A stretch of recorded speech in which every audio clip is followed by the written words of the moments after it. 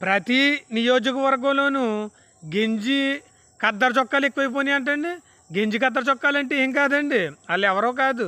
ఈ 5 సంవత్సరాలు వైసీపీ పార్టీతో అంటకాగి వైసీపీ పార్టీలో ఉండి వైసీపీ పార్టీతో పనులు చేయించుకొని తెలుగుదేశం జనసేన పార్టీ కార్యకర్తలు ఇబ్బంది పెట్టిన వాళ్ళు అందరూ ఒక్కొక్క బొకే ఒక్కొక్క దండా పట్టుకుని నెగ్గిన శాసనసభ్యుల దగ్గరికి బయలుదేరారంటే ఎవరొకరి ద్వారా బయలుదేరారు అంట కాదండి. ప్రతి నియోజకవర్గంలో బయలుదేరారండి. అంటే ఫర్ ఎగ్జాంపుల్ చెప్తున్నాను చూడండి.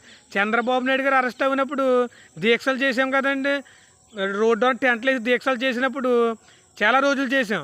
ప్రతిరోజు వీళ్ళు రోడ్డు మీద కారుల్లోని బండిలోని వెళ్తా ఎకిలి నవ్వులు ఎటకారంగా చూస్తూ నవ్వుకుంటూ వెళ్ళి ఎదరకెళ్ళి చంద్రబాబు నాయుడు గారికి జైల్లోంచి రారని చెప్పిన వాళ్ళు కూడా ఈరోజు బొకేలు దండలో పట్టుకుని ఈ నెగ్గిన జనసేన తెలుగుదేశం ఎమ్మెల్యేల దగ్గరికి బొకేలు పట్టుకుని వస్తున్నారంటే తప్పు కదండి.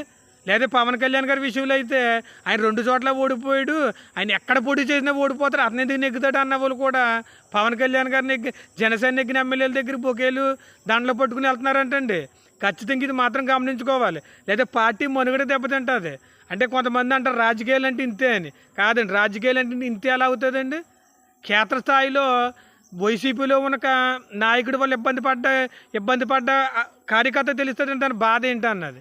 మీరు ఈరోజు బొకేలు సాలువాలు దండలు పట్టుకుని ఎవరు వస్తున్నారని నిశ్చితంగా పరిశీలించుకోకపోతే రేపు పొద్దున కార్యకర్తలు అందరూ ఇబ్బంది పడతారని ఖచ్చితంగా.